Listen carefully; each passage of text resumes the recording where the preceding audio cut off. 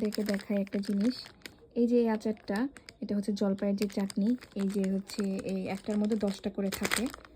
তো দেখেন ভিতরে অবস্থা কী। যেহেতু চেক করে নেওয়ার কোনো সিস্টেম নাই, ওরা প্যাকেজিংটাই করে এরকমভাবে, এই যে একটা খালি দিয়ে দিছে। এটাই হচ্ছে ওদের বিজনেস। এই যে বাকিগুলোতে আছে ঠিক আছে, এই যে বিজনেস। যেহেতু এটা এই প্যাকেটটার মধ্যে ছিল, চেক করে নেওয়ার কোনো অপশন নাই। যেহেতু চেক করে নেওয়ার অপশন নেই, তাহলে তারা কেন এরকম মানে বিজনেস করবি সৎ পথে কর, এরকম একটা জিনিস ভিতরে ঢুকাই দিছে। এটার মধ্যে নাই চাটনিটা।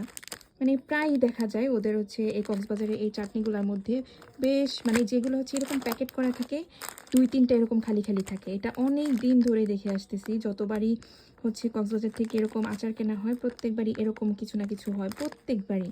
মানে আচারের প্যাকেট যেগুলো এরকম করা থাকে, এর ভিতরে এরকম 2-3টা এরকম খালি পাওয়া যায়। তো এটা কীরকম ব্যবসা বলেন? সৎ পথে ব্যবসা করতে কি সমস্যা? এগুলোর তো কোনো মানে হয় না। যে অলরেডি এই যে প্যাকেটগুলো, এই যে এইরকম একটা প্যাকেট খোলা হয়েছে, এটার মধ্যে থেকে 2টা পাইছি ফাঁকা, এটার মধ্যে থেকে একটা পাইছি ফাঁকা। এরা কেমন মানুষজন আল্লাহই জানে।